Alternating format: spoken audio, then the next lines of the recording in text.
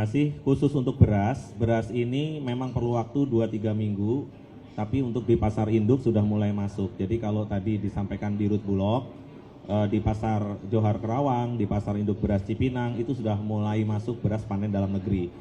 Jadi perlu diketahui bahwa harga beras yang tinggi kemarin itu memang karena harga gabah kering panennya itu di atas 8.000. Secara mudah dalam beberapa kesempatan saya sudah jelaskan bahwa harga beras itu apa harga gabah. Jadi secara mudah misalnya 2 kali lipatnya. Jadi kalau harga gabahnya itu 8 atau 9.000, maka ditemui harga beras 18-19.000 seperti beberapa waktu lalu.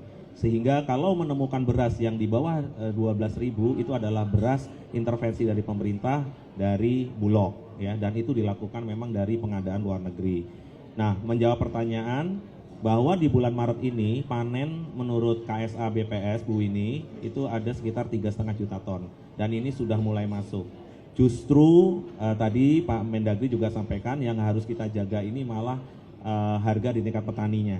Ya tadi jagung Pak Dirjen Tanaman Pangan juga menyampaikan beberapa tempat sudah 3.500, sudah di bawah 4.000 gitu ya.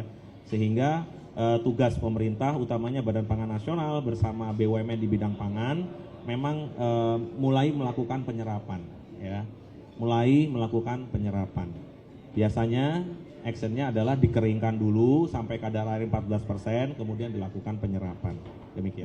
Dari Bulog juga sudah menyampaikan akan sudah menyebarkan stok untuk daerah-daerah. Jadi kalau daerah-daerah ada yang kira-kira akan kesulitan, dan kita juga minta daerah tadi untuk proaktif memberitahukan, menginformasikan kalau stok mereka kurang, segera menginformasikan pemerintah pusat.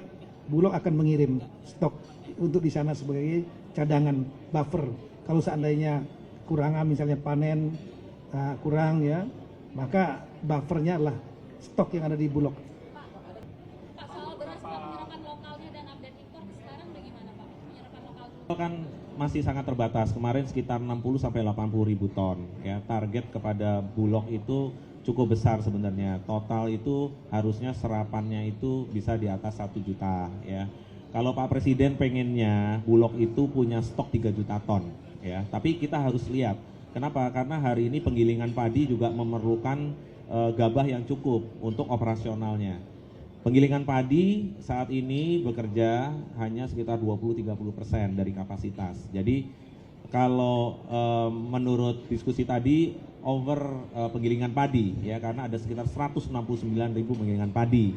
Tadi menurut Ketua Perpadi yang mantan juga di Rut Bulog. Tapi kalau Badan Pangan Nasional mendorongnya begini. Sudah bersyukur penggiling padinya banyak ya, tinggal kita dorong Pak Menteri Pertanian, Pak Dirjen Tanaman Pangan untuk mendorong meningkatkan tingkat produksi.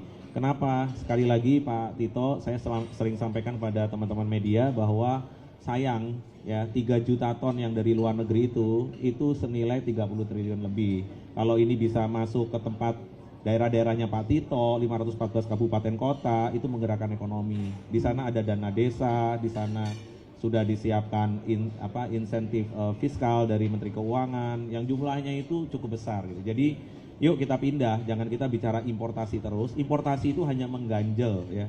Kita tidak bangga melakukan importasi Pak Menteri.